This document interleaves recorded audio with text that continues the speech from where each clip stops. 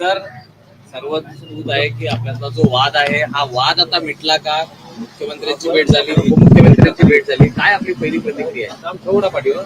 असं आहे की आज ज्या पद्धतीनं गेल्या 8-10 दिवसापासून जे आपल्या माध्यमातून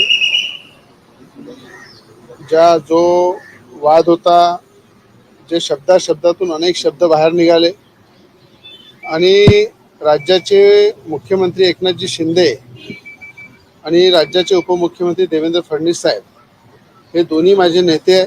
त्यांनी मला काल बोलल्यानंतर जवळपास 3-3.5 घंटे सीएम बंगल्यावर आमची मीटिंग झाली. काही मतभेद होते, काही विचार भाषा किंवा बोलण्याचे जे वाक्य होते ते न पटणारे होते, त्याच्यावर सुद्धा चर्चा झाली.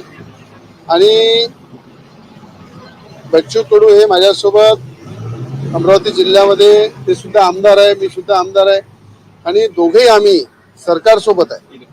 आणि जेव्हा एखादा मतभेद एखाद्या विचारामध्ये होते तर कुठेतरी बोलता बोलता तोंडातून जे काही निघालेलं आहे गुवाहाटीच्या संदर्भात किंवा आज एकनाथजी शिंदेसोबत जे काही अपक्ष आमदार आहे, काही शिवसेनेमधून आलेले जे आमदार आहे, काही मंत्री आहे, ते सुद्धा माझे सहकारी आहे आणि आम्ही सगळे एकत्र आहे.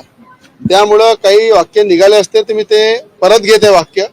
पण ज्या पद्धतीनं काही बच्चू कडू यांच्या तोंडून सुद्धा अपशब्द निघालेले आहे आणि ते ज्या पद्धतीने त्यांनी बोलले होते की मी खिशे कापून लोकांना किराणा वाटतो, ते सुद्धा वाक्य न पसणारे होते. आणि अनेक त्यांनी खालच्या स्तरावरची जी भाषा केली होती, मला त्यांच्याकडनं पण अपेक्षा आहे की ते सुद्धा आपले शब्द वापस घेतील. आणि आम्ही दोघेही या सरकारसोबत आहे, सरकारचे घटक आहे आणि पूर्ण ताकदीनं मुख्यमंत्री आणि उपमुख्यमंत्र्यांसोबत उभे आहे. म्हणून या वादापेक्षा महाराष्ट्राचा विकास, महाराष्ट्राची उन्नती आणि सर्व जनतेला न्याय देण्यासाठी एक मजबूत सरकार एकनाथ शिंदेजी आणि देवेंद्र फडणवीसजीच्या रूपामध्ये खऱ्या अर्थाने एक ताकदवर सरकार महाराष्ट्रामध्ये उभी आहे. महाराष्ट्रामध्ये अनेक जे प्रश्न आहे, जे 2.5 वर्षामध्ये उद्धव ठाकरे करू शकले नाही, ते तातडीनं मार्गी लावण्याचं काम खऱ्या अर्थाने एकनाथजी शिंदे आणि देवेंद्र फडणवीस साहेबांनी केलेलं आहे. आणि 3 महिन्यामध्ये ज्या गतीने सरकारला पुढे आणलं, ते शेतकरी असो, शेतमजूर असो, कामगार असो की सर्वसामान्याचे प्रश्न असो, प्रत्येक प्रश्नाला तोडगा काढून पुढे नेण्याचं काम या सरकारने केलेलं आहे. म्हणून मला असं वाटते आमच्या वादापेक्षा किंवा आम्ही शब्दाचं अपशब्द वापरल्यापेक्षा कुठे प्रकारचं कोणाचं मन दुखावलं असेल, कुठे एकनाथ शिंदेजी सोबत असलेले आमदार आहे, मंत्री आहे, त्यांच्यामध्ये गैरसमज झाला असेल, ते मी माझे शब्द वापस घेऊन या ठिकाणी हा विषय संपवत आहे. आणि मला अपेक्षा आहे की बच्चू कडू सुद्धा जे त्यांनी अपशब्द वापरले ते सुद्धा वापस घेतील. आणि माझ्या शब्दाबद्दल काही कोणाला आक्षेप असेल, कोणी आमदार दुखवले असेल, मंत्री दुखवले असतील, त्याबद्दल दिलगिरी सुद्धा मी व्यक्त करतो.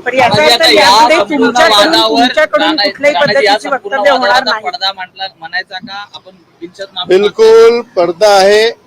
आणि कधीही बोलता बोलता कुठल्या शब्दामध्ये जर काही चूक झाली तर मला असं वाटते मोठं मन करून ते शब्द मागे घेतले पाहिजे. ह्या विचाराने मी आतापर्यंत काम करत या इथपर्यंत पोहोचलेलं. मला असं वाटते आमच्या राज्याचे नेते जे आहे, जे एकनाथजी शिंदे आणि देवेंद्र फडणवीस साहेब आहे, ते सुद्धा या राज्यामध्ये सक्षम आहे. अनेकदा काही गोष्टी घडतात, 2 पाऊल मागे व्हावं लागते आणि पुढे जावं लागते. अशा प्रकारची खऱ्या अर्थानं नेहमी आपल्यामध्ये नेहमी ती कर्तव्यनिष्ठा असली पाहिजे. त्या उद्देशानं मी माझे 2 पाऊल मागे घेत आहे. आणि या ठिकाणी मी तुम्हाला पुन्हा सांगतो की देवेंद्र फडणवीस साहेब हे माझे नेते आहे आणि त्यांचा आदेश हा माझ्यासाठी सर्वस्व राहतो. म्हणून त्या उद्देशाने सुद्धा आणि सरकारमध्ये आम्ही सगळे मिळून महाराष्ट्राच्या सेवेसाठी, महाराष्ट्राच्या जनतेला न्यायासाठी जुडलेला आहे. म्हणून हे वादविवाद नसले पाहिजे या उद्देशाने हा विषय संपवतो.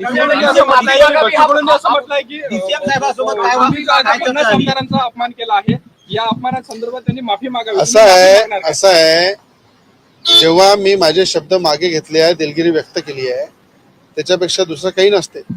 आणि मला असं वाटते की एखाद्या गोष्टी जर घडलेली आहे, एखाद्या गोष्टीवर जर काही वादविवाद झालेले आहे आणि ज्येष्ठ आमच्या नेत्यांनी जर 3.5 घंटे जर डेप्टी सीएम देवेंद्र फडणवीस साहेब, तुम्हाला माहित आहे असे नेते आहेत ते की त्यांनी अनेक विषयातून मार्ग काढले, हा तो विषय छोटा होता.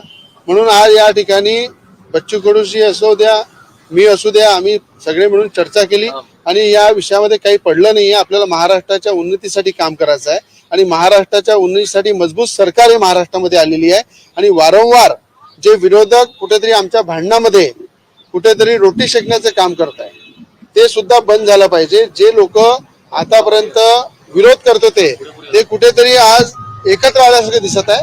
म्हणून मला असं वाटते या गोष्टीमध्ये काही अर्थ राहिला नाही, म्हणून हा विषय ते संपलेला आहे. आणि हिंदीमध्ये सुद्धा मी 2 मिनिटं हिंदीमध्ये सुद्धा 2 मिनिटात रविराजे, तुम्ही जो आरोप केला होता त्यांचं असं म्हणणं होतं बच्चू कडूंचं की सरकारी पक्षातलाच एक आमदार, सरकारला सोबत असणारा एक आमदार 50 खोक्यांचा आरोप करतो. लोकांमध्ये असा समज पसरतोय की खरंच 50 खोके आम्ही घेतले होते.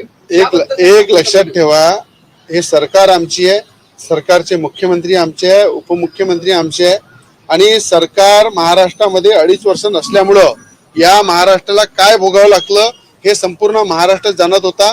आज शेतकऱ्याच्या धुऱ्यावर देवेंद्र फडणवीस उपमुख्यमंत्री आणि मुख्यमंत्री एकनाथजी शिंदे हे दोघेही 50 वेळा एका जिल्ह्या अलग एरियामध्ये पूर्ण महाराष्ट्रामध्ये फिरवलेले आहे. असे तळागाळातले दोन्ही नेते आहे आणि 2.5 वर्षामध्ये पाहिलं मुख्यमंत्री घराच्या बाहेर निघत होते. या सगळ्या संकटातून बाहेर निघाल्यानंतर एक सक्षम मजबूत सरकार या महाराष्ट्राला मिळालेली आहे. म्हणून मला असं वाटते महाराष्ट्राचे प्रश्न, महाराष्ट्राला न्याय देण्यासाठी हे मजबूत सरकार हे आमच्यासाठी जरुरी आहे. अशा प्रकारचा वादविवाद हा आमच्यासाठी आवश्यक नाही आहे. म्हणून माझे शब्द जर आहे ते मी मागे घेत आहे आणि पूर्णपणे ताकदीने या सरकारसोबत उभं राहून महाराष्ट्राची सेवा करतो. हिंदीमध्ये बोलणार आहे मी 2 मिनिटं. हिंदीमध्ये 2 मिनिटं बोलतो की मला मुख्यमंत्र्यांनी उपमुख्यमंत्र्यांनी कानउघडी केल्यानंतर दोघांनी समंजसची भूमिका घेतली का? मी आपल्याला सांगतो, राज्याचे मुख्यमंत्री एकनाथजी शिंदे, राज्याचे उपमुख्यमंत्री देवेंद्र फडणवीस साहेब हे आमचे नेते आहे आणि नेत्यांचं काम असते कुठं जर आपल्या कुठं वादविवाद असले, कुठं गलतफहमी झाली, किती कुठेतरी शब्दामध्ये हेरफेर झाला, त्या ठिकाणी आपण दुरुस्त केले पाहिजे. या संदर्भात ते बच्चू कडू असू द्या की मी असू द्या, त्यांच्याकडनं काही चुका झाल्या असतील तर ते सुद्धा कुठे ना कुठे आपले शब्द मागे घेतील, कुठे दिलगिरी व्यक्त करतील अशी माझ्या त्यांच्याकडनं अपेक्षा आहे. पण कुठे ना कुठे या गुवाहाटीच्या प्रश्नावर जर काही आमदार, काही मंत्री जे आज खऱ्या अर्थानं एकनाथजी शिंदेसोबत स्वाभिमानाने आणि ताकदीनं महाराष्ट्राच्या विकासासाठी एकत्र आलेले आहे, त्यांचा कुठेतरी त्यांना जर दुःख झालं असेल त्याबद्दल माझे शब्द मी वापस घेत आहे. दिलगिरी सुद्धा व्यक्त करत आहे. हा विषय संपलेला आहे. आपल्याला महाराष्ट्राच्या उन्नतीसाठी, महाराष्ट्राच्या विकासासाठी सरकार आहे, त्याच्या माध्यमातून महाराष्ट्राची सेवा करायची आहे. ह्या भानगडी वादविवाद हे आमचं लक्ष नाही. आणि दुसरी गोष्ट ऐकून घ्या, खोक्यांचा व्यवहार झाला होता का? आज मैं यहाँ पे आप सभी के